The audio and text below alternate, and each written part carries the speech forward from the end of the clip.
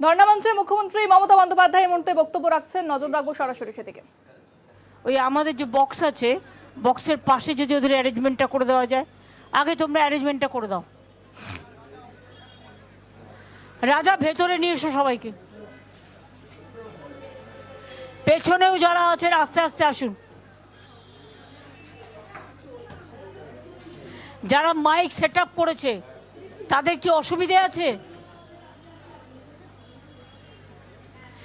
ভাই ফটোগ্রাফার শুধু হলে তো হবে না, পেছের যারা টিভির লোকেরা পেছন থেকে মাইকে করেছে, আপনাদের এতটা আগে নয়, আপনাদের একটা সাইড নিতে হবে, কারণ ওরা যারা মাঝে দাঁড়িয়ে আছে তারা দেখতে পাচ্ছে না।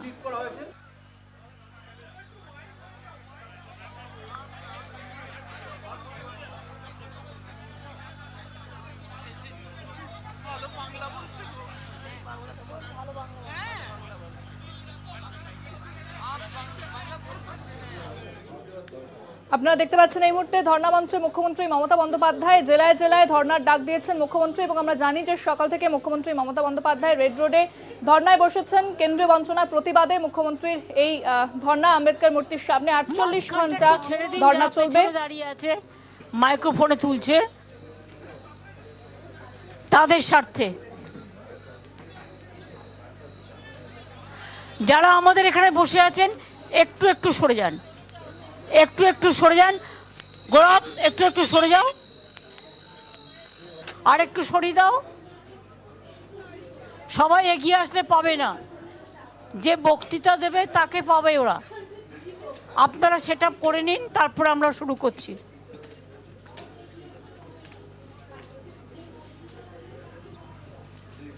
দেখতে পাচ্ছেন মুখ্যমন্ত্রী মমতা বন্দ্যোপাধ্যায় আম্বেদকর মূর্তির সামনে 48 ঘন্টা ধর্ণায় বসেছেন মুখ্যমন্ত্রী। এবং কেন্দ্রীয় বঞ্চনার যে প্রতিবাদ, আমরা জানি যে তৃণমূল একাধিকবার এই কেন্দ্রীয় বঞ্চনার প্রতিবাদে সরব হয়েছেন মুখ্যমন্ত্রী মমতা বন্দ্যোপাধ্যায়। কেন্দ্রের বিরুদ্ধে আওয়াজ তুলেছেন তিনি। যেহেতু শত্রুঘ্নজি অনেকক্ষণ এসছেন, তার মতো ব্যস্ততম, অভিজ্ঞ এবং দেশের একটা একো মেব দ্বিতীয়ম ফিল্ম ইন্ডাস্ট্রির ফিল্ম গুরু বলতে পারেন, আমি প্রথমেই অনুরোধ করবে আজকে ধর্ণা সম্বন্ধে শত্রুঘ্নজির বক্তব্য দিয়ে আমরা শেষ করব, কারণ তিনি অনেকক্ষণ এসছেন, বর্ধমানের মিটিংয়েও ছিলেন এবং সেই জন্যই তাকে আমরা প্রথম ছাড়ব। সুতরাং আমি মাইকটা দিতে অনুরোধ করছি শত্রুঘ্নজির হাতে।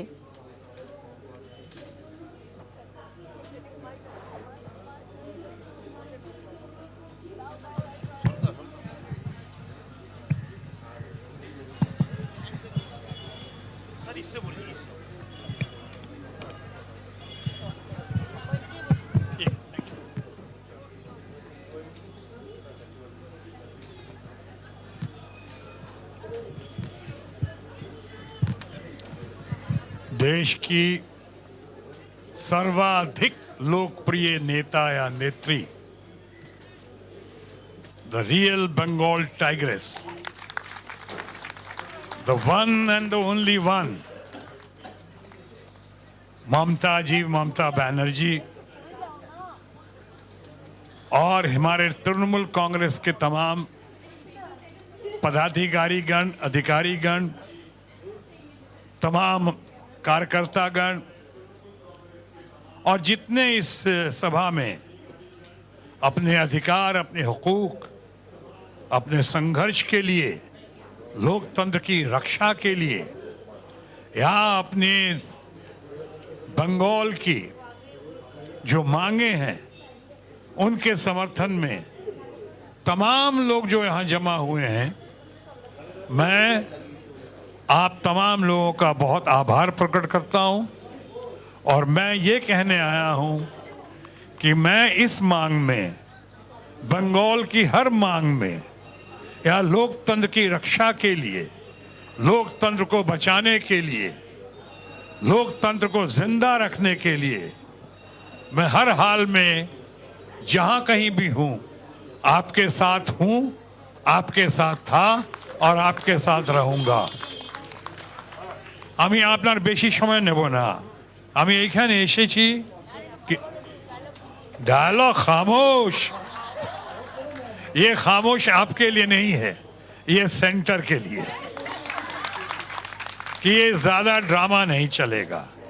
अभी इतने महीनों से सालों से यानी बहुत सारे प्रदेशों की लड़ाई है, उनका मांग हो रहा है, लेकिन बंगाल का मांग, बंगाल की आवाज उन्हें सुनाई नहीं दे रही है। क्यों? घबराहट है एक ही आयरन लेडी से, ममता बनर्जी से, और इसलिए, लेकिन ममता बनर्जी से अगर नहीं उनको डर लगता है, खौफ है, तो बंगाल की जनता को परेशान करने का हक किसने दिया है उनको? ये मांगे जो हैं अपने लिए, घर के लिए नहीं है, ये मांगे हैं बंगाल की जनता के लिए, गरीब गुरबा के लिए, यहाँ के युवाओं के लिए। ये ग्रामीण सड़क योजना या प्रधानमंत्री निवास योजना या जो बड़ी बड़ी बातें आपने कर दी, उनको देखते हुए आपको नहीं लगता है कि यहां पे हमारे कितने लोग हैं, उन पे क्या गुजर रही होगी? मैं कल दिल्ली में था, परसों मैं आसनसोल में था, आसनसोल से शाम को दिल्ली पहुंचा। दिल्ली में आपका आदेश हुआ बंगाल आना है, कलकत्ता आना है, कोलकाता आना है, और आपके आदेश को अध्यादेश मानते हुए मैं जनहित में और बंगाल हित में यहां फौरन शामिल हो गया, ये कहने के लिए कि जिन लोगों ने मेरा बयान देखा होगा, कितना बड़ा ड्रामा हुआ अभी पार्लियामेंट में। ये अंतरिम बजट पेश किया गया है, ये अंतरिम बजट नहीं था, यकीन मानिए ये सही मायनों में अंतिम बजट था। क्या घोषणाएं कर रहे थे वहां पे? घोषणाएं कर रहे थे कि 2047 में ये करेंगे, 2025 तक की योजना ये है, 2050 तक की योजना ये है। अरे 2024 में तो सामना करो, क्या करने वाले हो? पहले आपने जो घोषणाएं की हैं, जो योजनाएं लेकर आए हैं, वो होगा और यकीनन उससे बेहतर होगा, लेकिन इनके जरिए नहीं होगा, माननीय प्रधानमंत्री के जरिए नहीं होगा, बल्कि नए लोग, नए प्रधानमंत्री और नई सरकार के जरिए होगा। क्या किया वहां पे? बड़ी बड़ी बातें फिर एक बार पार्लियामेंट में। अभी क्या कहते हैं वहां पे कि $5 ट्रिलियन की इकॉनमी हो जाएगी हमारी। अरे $5 ट्रिलियन की ये इकॉनमी की बात करने वाले, और साथ साथ ये भी कहते हो कि 25 करोड़ लोगों को, उनका अपना आंकड़ा है, जो लिखा वही मानो, अपना आंकड़ा कि 25 करोड़ लोगों को गरीबी रेखा के ऊपर कर दिया।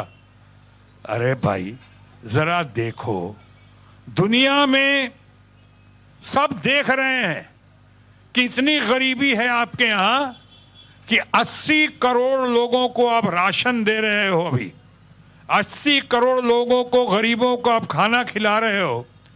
दुनिया के सबसे ज्यादा गरीब भारतवर्ष में हैं, दुनिया के सबसे ज्यादा यूथ भारतवर्ष में हैं, और भारतवर्ष में आप कह रहे हो कि 25 करोड़ लोगों को गरीबी रेखा के ऊपर कर दिया, तो फिर 80 करोड़ लोगों को खाना कैसे खिला रहे हो आप? अच्छी बात है, करना चाहिए, गरीबों का ध्यान रखना चाहिए, बट ये गपोड़ शंकी मत करो।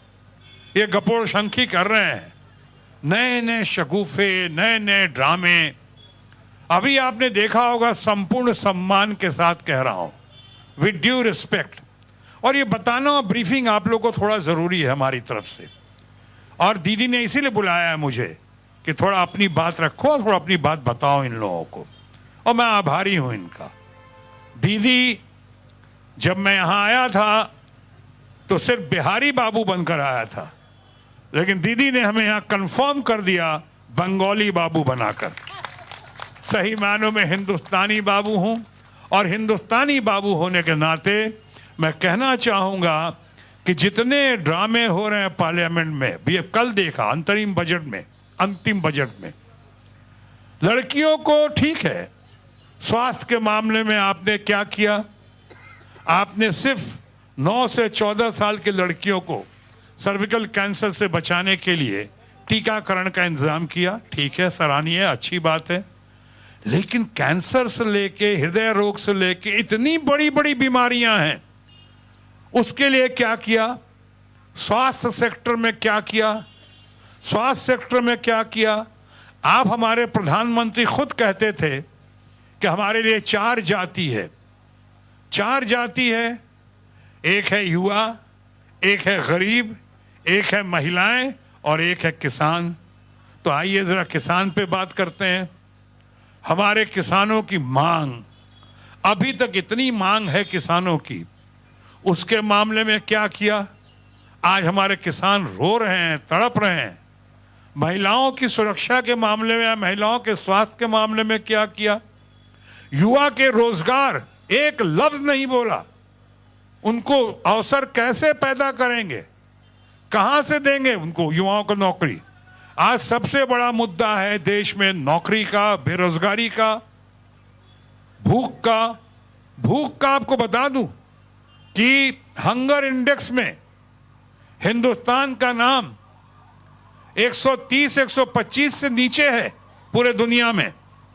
हंगर इंडेक्स, इतनी हालत खराब है भूख के मामले में, जिसका हमने जिक्र भी किया कि 80 करोड़ लोगों को राशन मिल रहा है। आप कह रहे हो 5 मिलियन ट्रिलियन इकोनॉमी, तो ये बताएं आप, हिंदुस्तान में पर कैपिटा इनकम दुनिया के इतने सारे मुल्कों में सबसे करीब करीब सबसे कम क्यों है? पर कैपिटा इनकम क्यों इतना नीचे है? किसानों का जिक्र किया। आज बताइए, आपने बजट दिया, इस सरकार का आखिरी बजट, इस बजट में आपको इन किसानों को क्या आमदनी दी, क्या सहूलियत दी? अभी भी किसानों की आमदनी जो है 27 रुपीज ए डे है।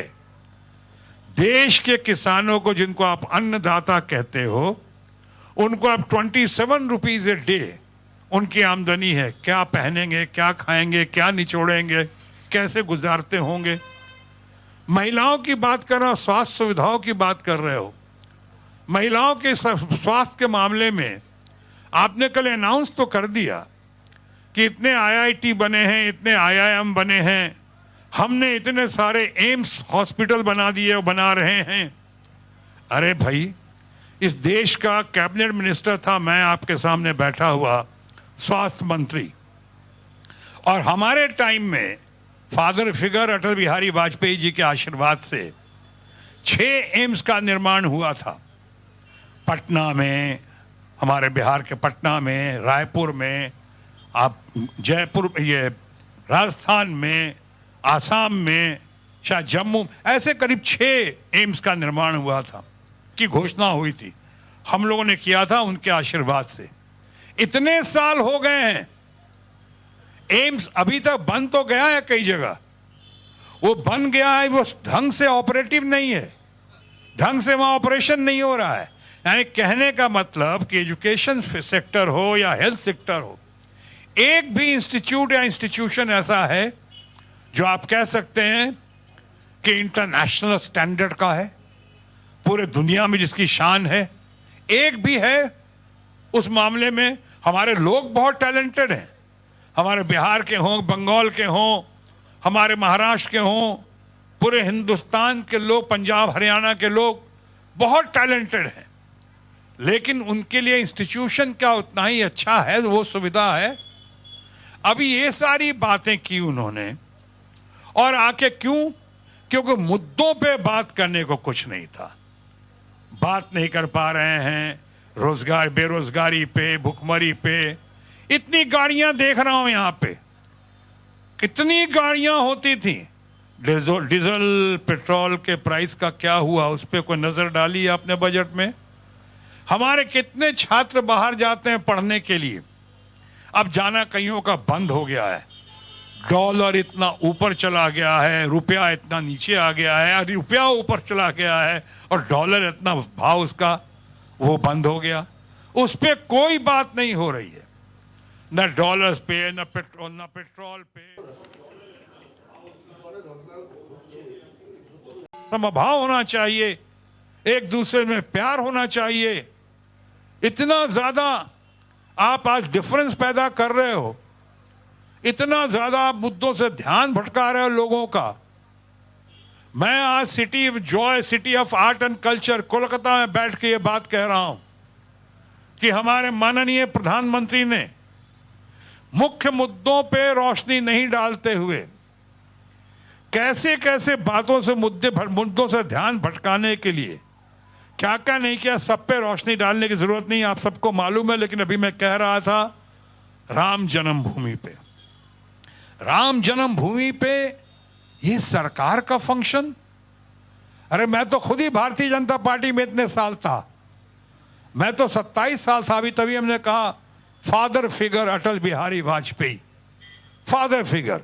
वहां सर्वधर्म समभाव था और हम वहां जब थे तो आपने देखा होगा कि हमने आज तक ऐसी कोई हरकत नहीं की। या आज मैंने 2 बार मिनिस्टर रहा, कैबिनेट मिनिस्टर।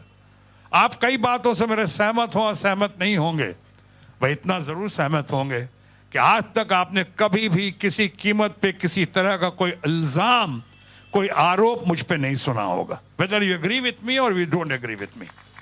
मैं उस तरह से वहां जब गया अटल जी के नेतृत्व में, तो यही कहता था कि जो भारत मां के संतान है, चाहे जिस जाति का है, जिस जात का है, जिस मजहब का है, वो हमारा है, हमारा अपना है, हमारे परिवार का है। बट यहां पे भी क्या किया सरकार ने, या पार्टी जो है लगी हुई सरकार के काम पे, प्रधानमंत्री जी शायद जितनी बार अयोध्या गए होंगे इस काम से, उतना तो दिल्ली भी नहीं आए होंगे आज तक।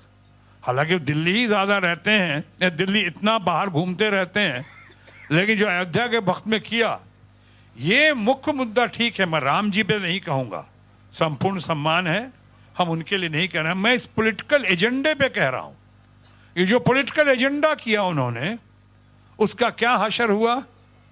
हशर ये हुआ कि हंगामा कर दिया आपने, इम्पैक्ट क्रिएट करने की कोशिश की और क्रिएट करने की कोशिश की ताकि उसको वोट बैंक की तरह कैसे भुनाया जाए, कि अचानक कैसे स्वार्थ के जरिए या अचानक इमीडिएटली 4-5 दिनों के अंदर में आपका यह साजिश था, षड्यंत्र था, जो भी कहें, कैसा कैसी हरकत हो गई बिहार में। कैसे कैसे लोग मिले और जिनसे मिले आज तक समझ में नहीं आ रहा है कि पलटू राम किसको कहा जाए। पलटने वाले को पलटू राम कहा जाए कि लुढ़कने वाले को पलटू राम कहा जाए। जो लुढ़क के गिर के आके जाके शामिल कर लिए, क्यों किया भाई? कल आप भी तो उनको निकाल चुके थे, आप भी तो दूरी बना चुके थे, तो आप तो लुढ़क गए बिल्कुल। तो समझ ही भी नहीं आ रहा है पलटू राम कौन है। आज कितनी सिंपैथी, सहानुभूति आप देख रहे होगे कि तेजस्वी यादव के साथ हो रही है, कि जब उसके मुख्यमंत्री बनने की घड़ी आई थी वायदे के मुताबिक, उसी समय आपने कारपेट खींच लिया और बेचारा देखता रहा ये करके। देश की जनता भी देख रही है। अभी आप वहां से निकल ही नहीं पाए थे, यानी अयोध्या का इंपैक्ट बहुत धूमिल हो ही गया, कम हो गया, बहुत धूमिल हो गया, कि बिहार के इंपैक्ट ने सामने आके पूरा बखेड़ा खड़ा कर दिया। उससे निकले ही नहीं कि आप देख रहे हैं कि रांची में क्या हुआ, झारखंड में क्या हुआ और क्या हो रहा है। शपथ ग्रहण कराने में इतना वक्त लग रहा है। अभी कुछ दिन पहले की बात है, भारत सरकार ने बिहार में तो आनन फानन में चंद घंटों के अंदर चट मंगनी पट ब्याह की तरह सरकार गिरा भी दिया, गिरवा भी दी और उसके बाद शपथ भी ग्रहण करवा दिया। यहाँ पे शपथ ग्रहण कराने में दिक्कत हो रही है उनको। एक आदिवासी समाज का इतना तगड़ा प्रतिनिधि, और आदिवासी का होना कोई जुर्म नहीं है, कोई अन्याय नहीं है, पर उसके साथ अन्याय किया ऐसा दिखता है। और सोरेन के साथ, आदिवासी परिवार के साथ या पूरे आदिवासी समाज के साथ फलता फूलता ये समाज आज उसके साथ जो की है ज्यादती, उसका इम्पैक्ट आया।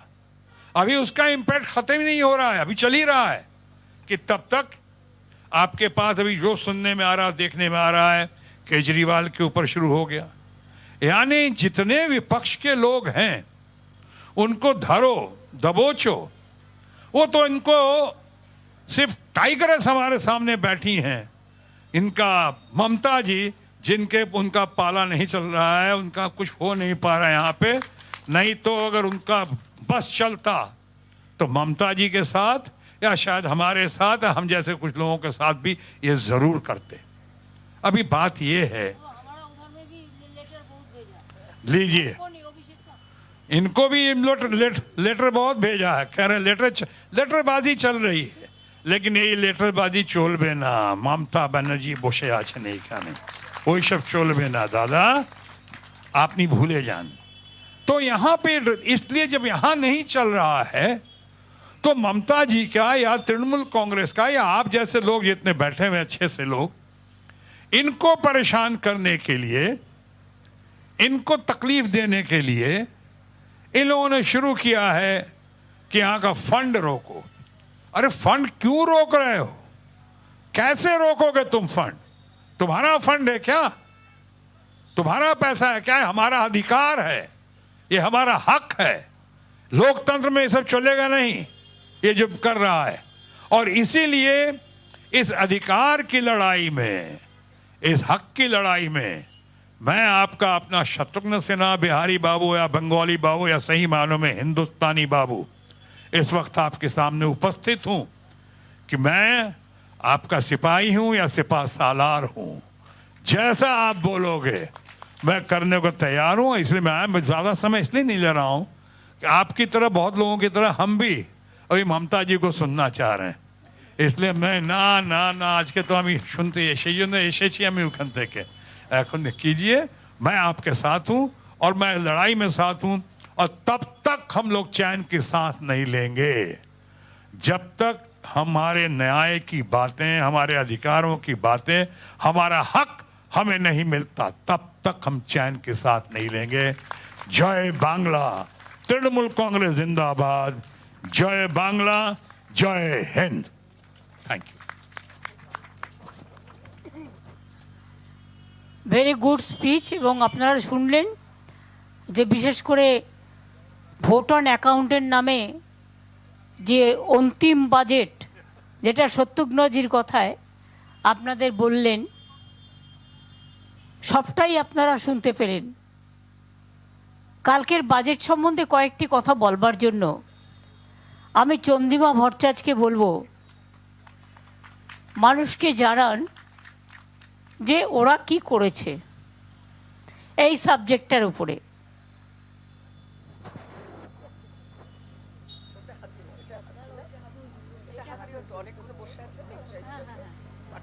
ঠিক আছে, এই জায়গাটা নিচু নিচু আছে,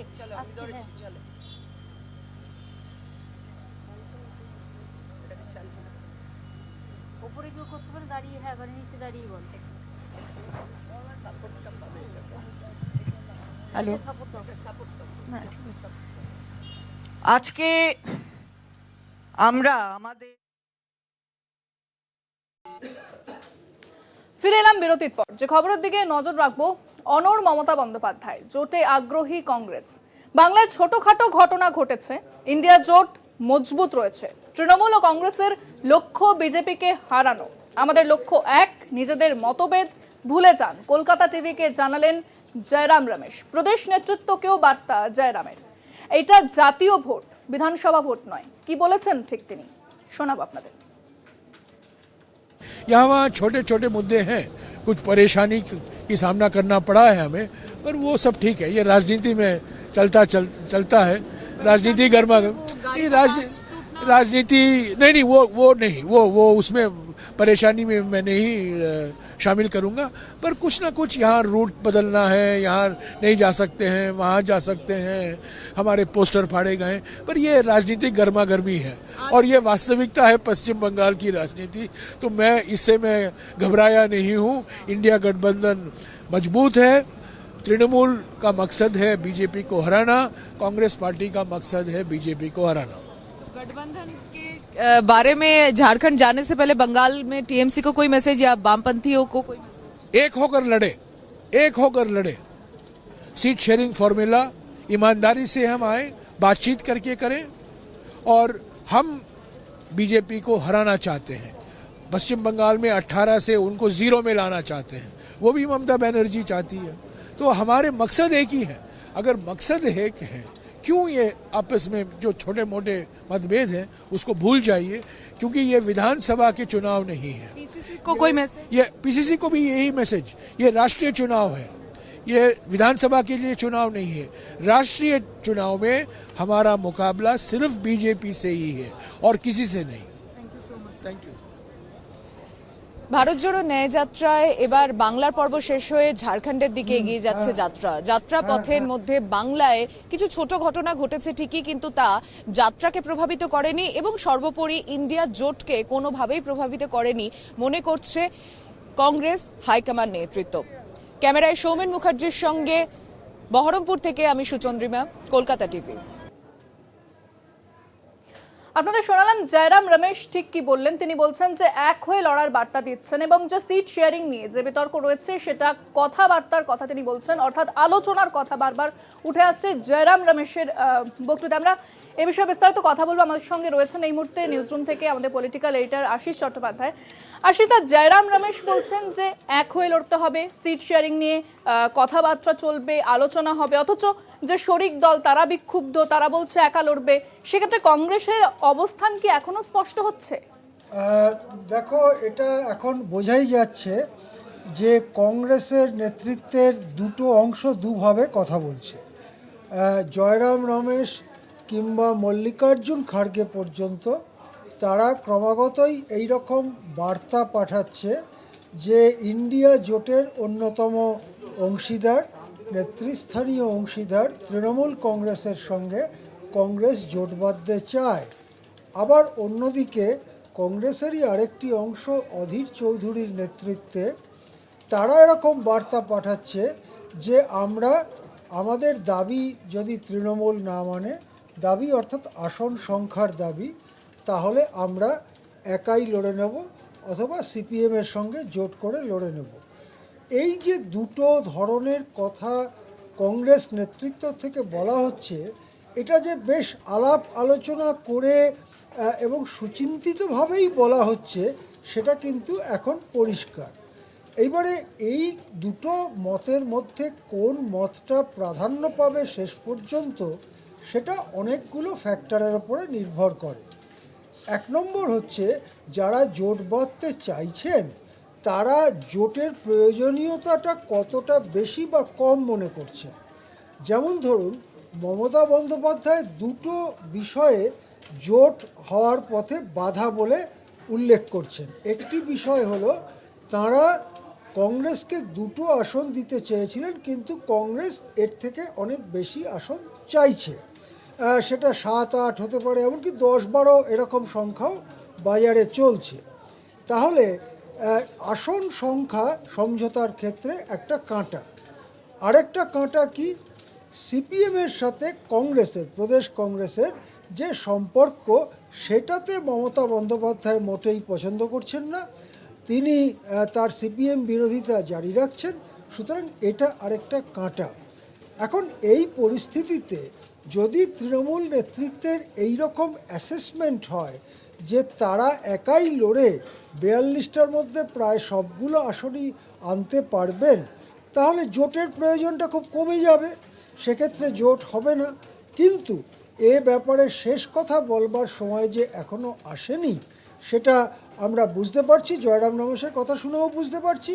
এবং একটু বাদেই আজকে কলকাতায় ধর্নায় বসেছেন মুখ্যমন্ত্রী মমতা বন্দ্যোপাধ্যায়, তিনি বলবেন কিছু কথা এবং সেখান থেকেও আমরা আরও সর্বশেষ অবস্থান তৃণমূল। যদি আশিসদা, জয়রাম রমেশ যদি একসঙ্গে চলার বার্তাই দিয়ে থাকেন, তবে আমরা দেখেছি যখন রাহুল গান্ধী যে যে রাজ্যে যাচ্ছে, তার ন্যায় যাত্রা যে রাজ্যে যাচ্ছে, সেখানে কিন্তু কোনো আঞ্চলিক দলকে দেখা যাচ্ছে না। এবং মমতা বন্দ্যোপাধ্যায় তিনিও দাবি করেছেন যে তাকে কিন্তু আমন্ত্রণ করা হয়নি। আমরা এই বিষয়ে কথা বলবো। তবে কলকাতা টিভিকে এক্সক্লুসিভলি জানানোর পর সাংবাদিক বৈঠকে জয়রাম রমেশ তিনি আবারও জোটের বার্তা দিয়েছেন। 27 দলের জোট, আমরা এক আছি, এই বার্তা কিন্তু দিচ্ছেন জয়রাম রমেশ এবং সাংবাদিক বৈঠকে তিনি এই কথা বলেছেন। যখন কলকাতা টিভির সঙ্গে এক্সক্লুসিভলি কথা বলছিলেন সেই সময়তেও কিন্তু এই জোট বার্তা এবং একসঙ্গে চলার কথাই কিন্তু জয়রাম রমেশ বলেছেন। যে প্রশ্নটা করছিলাম আশিসদা, যদি একসঙ্গেই চলতে হয় তাহলে যে আঞ্চলিক, আমি আশিসদার সঙ্গে কথা বলবো, তবে শোনাবো আপনাদের আগে জয়রাম রমেশ ঠিক কি বলেছেন। इंडिया गठबंधन राष्ट्रीय चुनाव के लिए है। इंडिया गठबंधन पश्चिमी बंगाल के विधानसभा के लिए नहीं, महाराष्ट्र के विधानसभा के लिए नहीं, किसी विधानसभा के लिए नहीं है। इंडिया गठबंधन, हालांकि महाराष्ट्र में विधानसभा में भी वो एनसीपी और present, then it met in Bengaluru, एक होकर लड़ेगी। पर अलग अलग राज्यों में, जैसा कि मिसाल के तौर से केरला में इंडिया गठबंधन नहीं होगा विधानसभा में, पर लोकसभा के लिए इंडिया गठबंधन है। 27 पार्टियों का गठबंधन है, हम और एक होकर लड़ेंगे। द इंडिया गठबंधन met in Patna first, 23rd of June. CPM, TMC, Congress was present. Then it met in Bengaluru on 17th and 18th of July. CPI, CPM, TMC, Congress and other parties were present. On 31st of August and 1st of September, India parties met in Mumbai. CPI, CPM, RSP, CPIML, TMC, Congress, all were present. We are fighting each other in states, but as far as the national election is concerned, we are together. যেমনটা আশিসদা বলছিলাম যে জয়রাম রমেশ তিনি বলছেন যে আমরা একসঙ্গে আছি, একসঙ্গে চলার বার্তা দিচ্ছেন।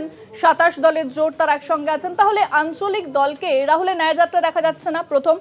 এবং দ্বিতীয় হচ্ছে যেখানে রাজ্য নেতৃত্ব তারা এক কথা বলছে এবং কংগ্রেস যারা হাইকমান্ড তারা এক কথা বলছে, সেক্ষেত্রে কিন্তু একটা বিভ্রান্তকর পরিস্থিতি তৈরি হতে পারে, যা বিজেপিকেই লাভ হবে সেক্ষেত্রে।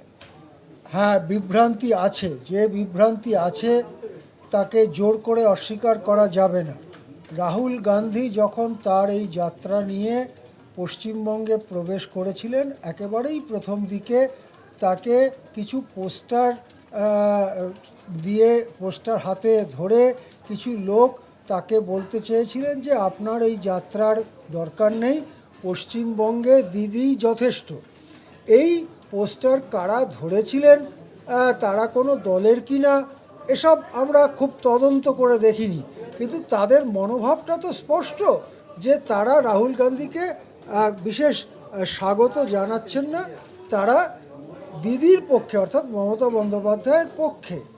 এরপর যত যাত্রা এগিয়েছে ততই দেখা গেছে অনুমতি মেলার প্রশ্নে, পুলিশি সহযোগিতার প্রশ্নে কংগ্রেস পরপর কিছু অভিযোগ করছে। আর এই অভিযোগগুলো যতই বাড়ছে ততই দেখা যাচ্ছে সিপিএম নেতারা এই রাহুল গান্ধীর ন্যায়যাত্রায় আসছেন।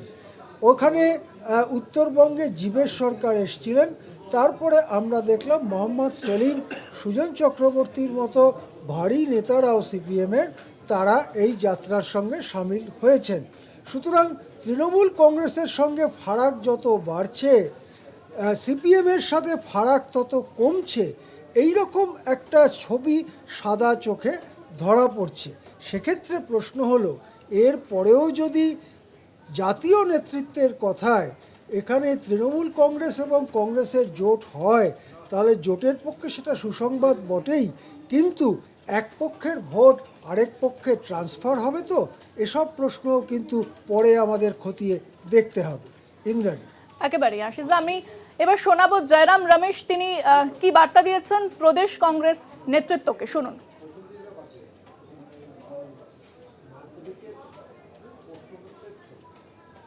Our workers are excited, they are encouraged by the Bharat Jodo Yatra, and they will say many things in their enthusiasm and in their excitement. But officially, what I say represents the views of the Indian National Congress. I am not representing my personal view. I am representing the view of the party. The view of the party is there is an India group. There are 27 parties. We have to arrive at a mutually satisfactory, mutually acceptable seat sharing agreement in a peaceful and constructive manner. I have already given you this answer. एक तरफा seat formula का घोषणा नहीं हो सकता है, बातचीत करके अगर मतभेद हैं उसको निकालने की कोशिश कीजिए, समझौता करने की कोशिश कीजिए।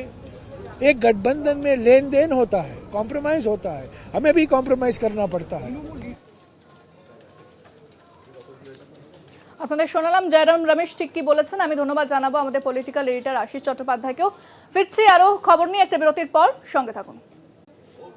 এই মুহূর্তে যে খবরের দিকে নজর রাখবো, ভোটার তালিকায় কারচুপির অভিযোগ করছেন শুভেন্দু অধিকারী। নির্বাচন কমিশনের অফিসে গিয়ে কিন্তু এমনটাই অভিযোগ করেছেন। ঠিক কি বলেছেন শুভেন্দু অধিকারী, শোনাবো আপনাদের। এবারের ভোটার লিস্টে পশ্চিমবঙ্গে যে ধরনের কারচুপি বিডিওদের নেতৃত্বে কন্ট্রাকচুয়াল কর্মচারীদের একাংশ, ডাটা এন্ট্রি অপারেটর এবং আইপ্যাকের লোকেদের যোগসাজশে সংগঠিতভাবে চুরি করা হয়েছে, এটা ভারতে কোনোদিন কোথাও হয়নি। গোটা রাজ্যের 42টা লোকসভাতেই কম বেশি এই চুরি করার কাজটা হয়েছে। শুধু চাকরি চুরি, কয়লা চুরি, বালি চুরি, গরু চুরি, রেশন চুরি করেনি, চোর মমতা ভোটারও চুরি করেছে।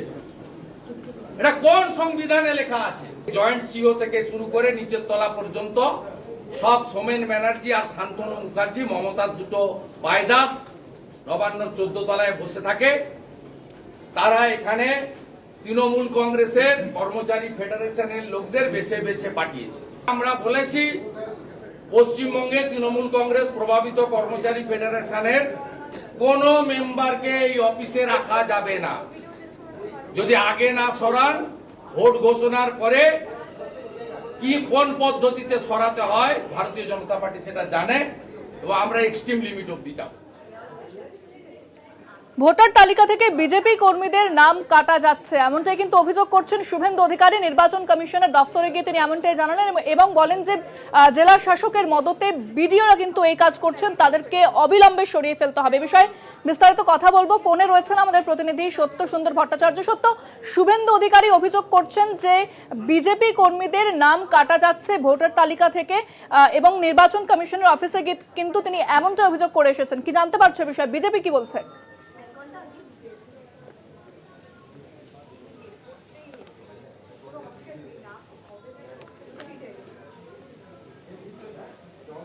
সত্য, শোনা যাচ্ছে? আমাদের সঙ্গে যোগাযোগ বিচ্ছিন্ন হয়ে গেছে। আমি আবারও বলবো যে খবরের দিকে নজর রেখেছি। আমি আবারও কথা বলবো আমাদের প্রতিনিধি সত্য সুন্দর ভট্টাচার্যের সঙ্গে। সত্য, শুভেন্দু অধিকারী অভিযোগ করছেন যে বিজেপি কর্মীদের নাম কাটা যাচ্ছে, ভোটার তালিকায় কারচুপির অভিযোগ করছেন তিনি। কি জানা যাচ্ছে?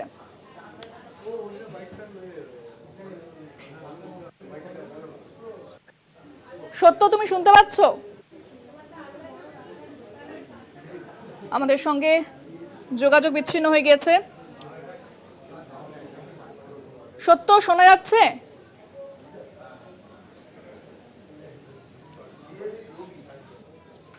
নজর রাখবো যে খবরের দিকে, ভোটার তালিকায় কারচুপির অভিযোগ তুলে রাজ্য নির্বাচন কমিশনের অফিসে বিধানসভার বিরোধী দলনেতা শুভেন্দু অধিকারী বৈধ ভোটার হওয়া সত্ত্বেও ভোটার তালিকা থেকে নাম কেটে দেওয়া হয়েছে বিজেপি কর্মীদের, এমনটাই কিন্তু অভিযোগ করছেন শুভেন্দু অধিকারী।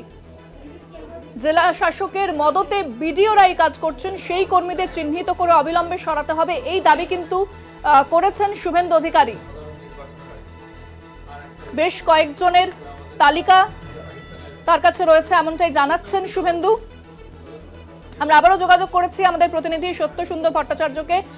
সত্য, শুভেন্দু অধিকারী তিনি অভিযোগ করছেন বিজেপি কর্মীদের নাম কাটা যাচ্ছে ভোটার তালিকা থেকে, এমনটাই তিনি জানিয়েছেন নির্বাচন কমিশনের দফতরে গিয়ে। দেখো, একেবারেই তাই। গত 22শে জানুয়ারি নতুন ভোটার তালিকা প্রকাশিত হয়েছে লোকসভা নির্বাচনের আগে। সেই নতুন ভোটার তালিকাতে দেখা যাচ্ছে যে শুভেন্দু অধিকারী অভিযোগ করেছেন, বিরোধী দলনেতা, তিনি আজকে মুখ্য নির্বাচনী আধিকারিকের দপ্তরে এসেছিলেন এবং তার মূল অভিযোগ যে বৈধ ভোটারের নাম ভোটার তালিকা থেকে বাদ দিয়েছে, এবং সেই সমস্ত বৈধ ভোটারদের মধ্যে অনেকেই দেখা যাচ্ছে তারা কিন্তু বিজেপির বিভিন্ন সংগঠনের সঙ্গে যুক্ত বা বিজেপি কর্মী হিসেবে রয়েছে। সেক্ষেত্রে একেবারে রাজনৈতিক উদ্দেশ্য প্রণোদিতভাবে ভোটার তালিকা থেকে বৈধ ভোটারদের নাম বাদ দেওয়া হয়েছে। সেই অভিযোগকে সামনে রেখেই আজকে মুখ্য নির্বাচনী আধিকারিকের কাছে স্মারকলিপি জমা দিয়েছে বিজেপির প্রতিনিধি দল এবং সেই সঙ্গে এই বৈধ ভোটার যারা রয়েছেন তারা ডায়মন্ড হারবার লোকসভা কেন্দ্রের অন্তর্গত ফলতা বিধানসভার ভোটার। সেক্ষেত্রে এর আগে তাদের ভোটার তালিকায় নাম ছিল, কিন্তু কোনো এক অজ্ঞাত কারণে নতুন যে ভোটার তালিকা গত 22শে জানুয়ারি প্রকাশ করা হয়েছে সেই ভোটার তালিকায় কিন্তু তাদের নাম নেই। মৃত ব্যক্তিদের নাম ভোটার তালিকায় রয়েছে, অথচ যারা বৈধ ভোটার তাদের নাম ভোটার তালিকা থেকে বাদ দেওয়া হয়েছে। সেই অভিযোগকে সামনে রেখেই আজকে স্মারকলিপিতে উল্লেখ করেছেন বিরোধী দলনেতা শুভেন্দু অধিকারী এবং সেই সঙ্গে বিজেপির প্রতিনিধি দল। তারা মনে করছেন যে অবিলম্বে নির্বাচন কমিশন তার নিরপেক্ষতা বজায় রেখে এই যে বৈধ ভোটার যাদের নাম বাদ গেছে তাদেরকে ভোটার তালিকায় তাদের অন্তর্ভুক্ত করা হোক এবং সরাসরি জেলা শাসকের বিরুদ্ধে অভিযোগ তোলা হয়েছে। জেলা শাসকের মদতে বিভিন্ন জেলার যারা বিডিওরা রয়েছেন, যারা ভোটার তালিকার স্ক্রুটিনির কাজ করেন, সেই জায়গাতেই কিন্তু গাফিলতি রয়ে গিয়েছে এবং সেই কারণেই এই ধরনের বৈধ ভোটার তারা ভোটার তালিকা থেকে তাদেরকে বাদ রাখা হয়েছে। এই গোটা বিষয়টিতে যাতে নির্বাচন কমিশন তার প্রয়োজনীয় ব্যবস্থা নেয়। সত্য, তুমি সঙ্গে থাকো। আমরা এই মুহূর্তে যোগাযোগ করেছি তৃণমূল সাংসদ শান্তনু সেনের সঙ্গে কথা বলবো। আপনাকে স্বাগত জানাবো।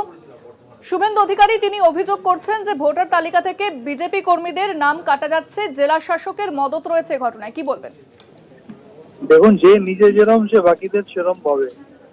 শুভেন্দু অধিকারী নিজে মানুষের রায় জিততে পারে না, নির্বাচন কমিশনকে কাজে লাগিয়ে লোডশেডিং করে অনৈতিকভাবে নির্বাচনে যেতেন।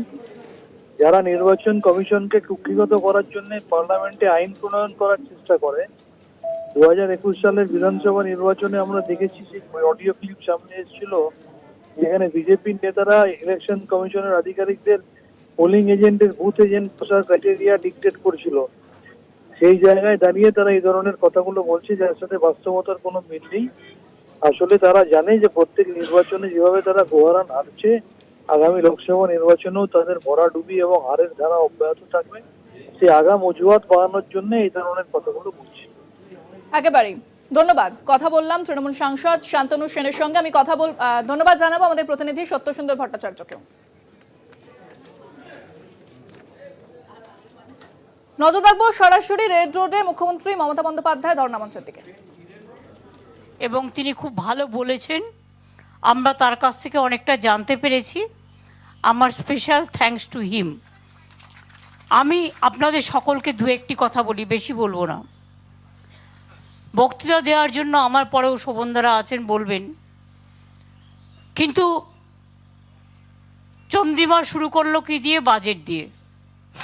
কালকের বাজেট নিয়ে অনেকে আমায় জিজ্ঞেস করেছিলেন, কিন্তু আমার যেহেতু জেলার পর জেলা প্রোগ্রাম ছিল আর আমি ক্রস চেক না করে কিছু করি না, আমি অমিত দাকে ডিটেলসটা জিজ্ঞেস করলাম যে অমিত দা, এক কথায় কি বলা যায়, অশ্বডিম্ব? বললো অশ্বডিম্বর ইংরেজিটা তো বলতে পারবো না, অনেকে বুঝতে পারবে না। তাই দিস ইজ নট বাজেট, এটা ভোট অন অ্যাকাউন্ট, অন্তর্বর্তী বাজেট তো নয়। You rightly pointed out this অন্তিম বাজেট। ভারতবর্ষের মানুষকে সিদ্ধান্ত নিতে হবে। বাংলার মানুষ তো সিদ্ধান্ত নিয়েছে এবং আরও বেশি করে নিতে হবে। আপনারা কি জানেন এই বাজেটটা অনলি দ্য পেন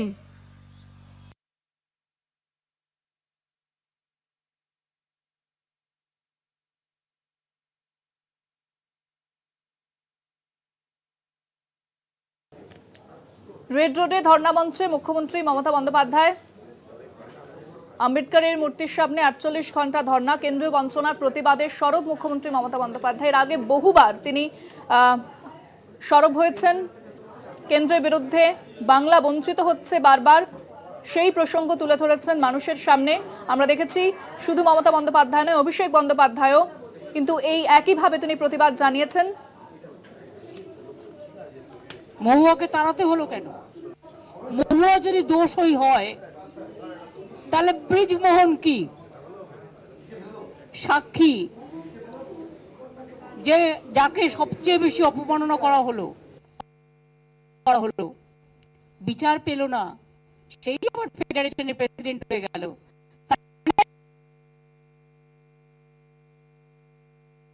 ব্যাপারে মানে অবস্থা, বেকারের সংখ্যা 44% বেড়েছে ইন্ডিয়াতে। স্মল স্কেল ইন্ডাস্ট্রি বন্ধ হয়ে যাচ্ছে, কর্পোরেট ট্যাক্সও কমায়নি, মধ্যবিত্তদের জন্য কিছু নেই। ওরা নাকি সব করবে আফটার 25 বছর, আফটার 50 বছর, আফটার 100 বছর।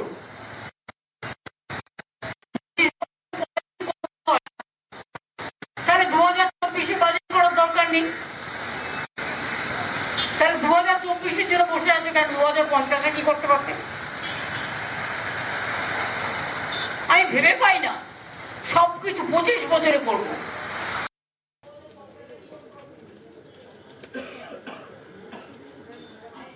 নজর রাখবো যে খবরের দিকে, মাধ্যমিকে 2 পরীক্ষার্থীর পরীক্ষা বাতিল করা হয়েছে, তাদের কাছ থেকে মোবাইল পাওয়া যাওয়ায় কিন্তু এই সিদ্ধান্ত নেওয়া হয়েছে। আরো একবার জানাবো, মাধ্যমিকে 2 পরীক্ষার্থীর পরীক্ষা বাতিলের সিদ্ধান্ত এবং অভিযুক্তদের উত্তরপত্র বাজেয়াপ্ত করা হয়েছে, 3টি মোবাইলও বাজেয়াপ্ত করা হয়েছে। প্রশ্নপত্রের ছবি তুলে বাইরে পাঠানো হয়েছিল, এরপরেই 2 পরীক্ষার্থীর পরীক্ষা বাতিল করা হয়। প্রশ্নপত্রের কোড থেকে পরীক্ষার্থীদের চিহ্নিত করা হয়। সিজ করা হয়েছে একটি স্মার্ট ওয়াচ। প্রশ্নপত্রের ছবি তুলে বাইরে পাঠানোর অভিযোগ 2 পরীক্ষার্থীর বিরুদ্ধে। এরপর প্রশ্নপত্রের কোড থেকে পরীক্ষার্থীদের চিহ্নিত করা হয়। সিজ করা হয়েছে একটা স্মার্ট ওয়াচ এবং 3টি মোবাইল উদ্ধার হয়েছে এবং বাজেয়াপ্ত করা হয়েছে, এমনটাই কিন্তু জানা যাচ্ছে। বিস্তারিত কথা বলবো, ফোনে রয়েছেন আমাদের প্রতিনিধি শুভঙ্কর মণ্ডল। শুভঙ্কর, কি জানা যাচ্ছে বিষয়ে?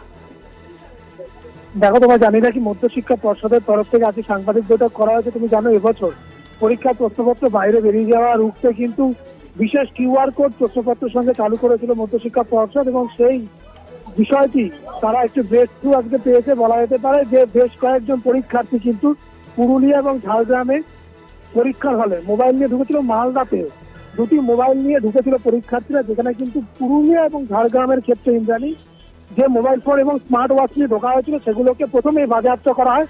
কিন্তু মালদার 2টি জায়গায়, একটি বেত্রাবাদ এবং আরেকটি কিন্তু ইংরেজ বাজার হাই স্কুল, সেখানে 2 জন পরীক্ষার্থী তারা মোবাইল ফোন নিয়ে বেতারে ঢোকে এবং ছবি তুলে সেই প্রশ্নপত্রের ছবি বাইরে পাঠান 2-1টি পেজের, যেগুলো কিন্তু পরবর্তী ক্ষেত্রে মধ্যশিক্ষা পর্ষদ 10 মিনিটের মধ্যে তারা জানাচ্ছে যে 12:30টার কিছু পরে তারা সেটি জানতে পারেন এবং 10 মিনিটের মধ্যে তারা জানতে পেরেছেন যে কোন পরীক্ষার্থী ফোন থেকে সেই প্রশ্নপত্র, কারণ প্রত্যেকটি প্রশ্নপত্র পরীক্ষার্থী কিন্তু আজ যখন সংগ্রহ করেছে তার নামের সই কিন্তু প্রশ্নপত্রের পাশে করা ছিল, কত নম্বর প্রশ্ন সে নিচ্ছে, এবং সেই প্রশ্নের নম্বর দেখে কিউআর কোড স্ক্যান করে ওই 2 পরীক্ষার্থীর নাম জানতে পারে।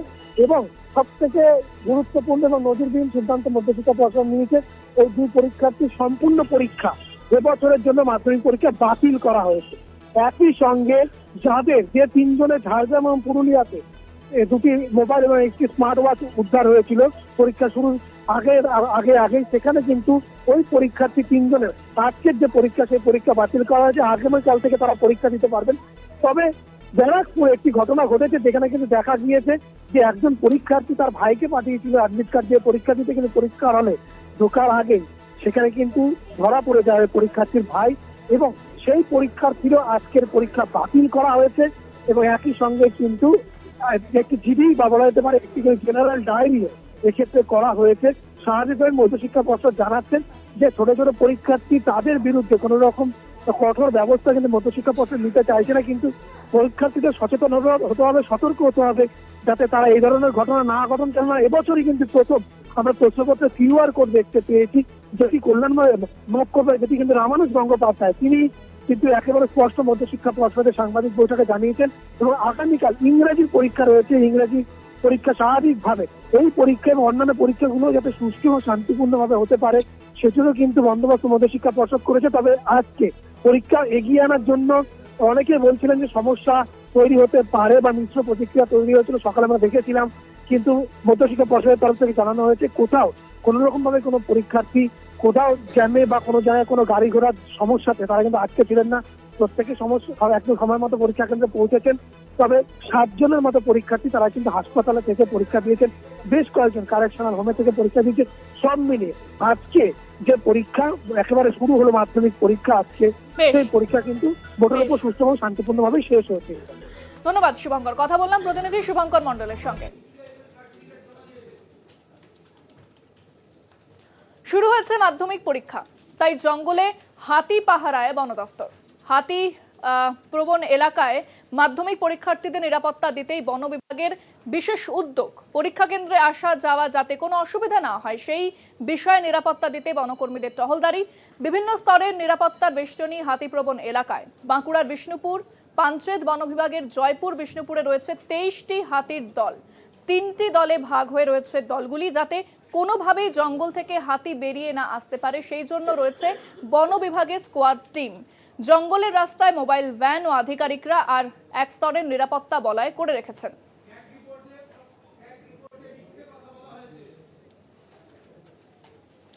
4টে 4 দিক এখন এই পর্যন্তই। দেখছেন কলকাতা টিভি, রাত 3, 7 দিন।